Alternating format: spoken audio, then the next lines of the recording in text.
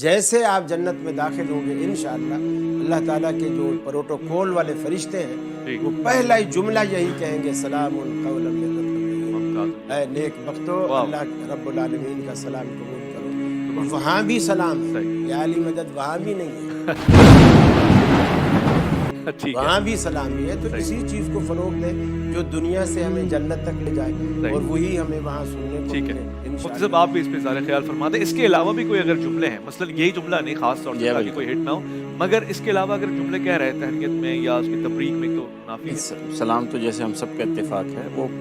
معروف ہے اور حدیث مبارکہ میں ہے اور اس میں کسی کا اختلاف نہیں۔ یا علی مدد کہنا یا لفظ یا سے کسی غیر اللہ کو پکارنا یہ درست نہیں ہے، یہ شرک ہے۔ اور ایاک نعبد و ایاک نستعین تفسیر قرآن مجید کی ہم سب کے لیے ہے،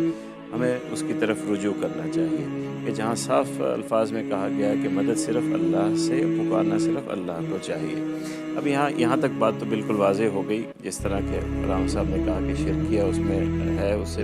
بری رہنا چاہیے، دور رہنا چاہیے۔ میں ایک اور بات کہوں گا کہ میں چاہوں گا کہ علامہ صاحب اس بات کو یوں کہتے کہ جب ہم سلام کر رہے ہیں کسی کو تو وہاں اپنے عقیدے کو ظاہر کرنے کی کیا ضرورت ہے، چونٹی بھرنے کی کیا ضرورت ہے؟ یہ تو ایک ماحول کے بھی خلاف ہے نا۔ جب مثال کے طور پر کوئی بریلوی آئے اور وہ کہے یا رسول اللہ مجھے کہے تو وہ چونٹی بھر رہا ہے نا، سلام تو نہیں کر رہا مجھے۔ یہ ہمیں اپنے معاشرے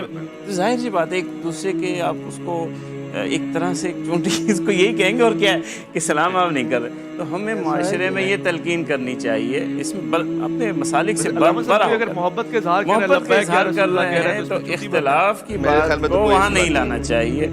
شہر علم عالم و اسرار خشک و تر، تو بادشاہ دین تو سلطان پہرو پر۔ میں آپ کی اجازت سے نعت پہ چلا جاؤں کہ موضوع کہیں اور نہ چلا جائے۔ غلط ہو گیا یہ کہ ہمیں تو جواب کی اجازت ہی نہیں ملی، وہ تو پھر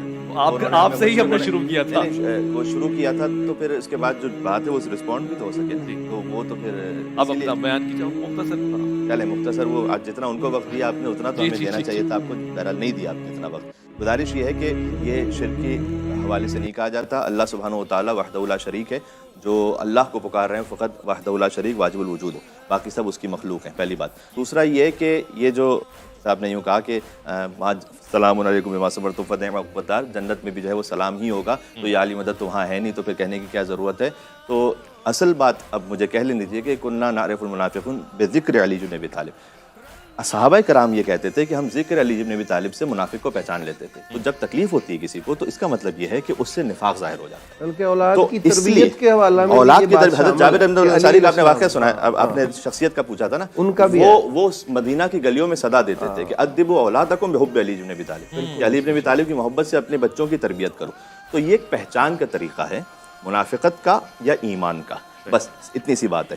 علی قسیم الجنت والنار، جنت جہنم وہ تقسیم فرمائیں گے۔ یہ مامون رشید کا بھی واقعہ ہے، اس کے آپ کل کہیں گے تو میں اہل سنت حوالوں سے سینکڑوں ریفرنسز آپ کو سنا دوں گا کہ کیا کیا ریفرنسز ہیں۔ شہر علم عالم و اسرار خشک و تر، تو بادشاہ دین تو سلطان پہرو پر۔ میں آپ کی اجازت سے نعت پہ چلا جاؤں کہ موضوع کہیں اور نہ چلا جائے۔ غلط ہو گیا یہ کہ ہمیں تو جواب کی اجازت نہیں ملی، وہ تو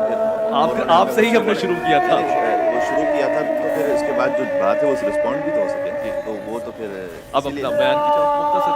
پہلے مختصر، وہ آج جتنا ان کو وقت دیا آپ نے اتنا تو ہمیں دینا چاہیے تھا، آپ کو بہرحال نہیں دیا آپ کو اتنا وقت۔ گزارش یہ ہے کہ یہ شرک کے حوالے سے نہیں کہا جاتا، اللہ سبحانہ و تعالیٰ وحدہ لا شریک ہے، وہ اللہ کو پکار رہے ہیں فقط وحدہ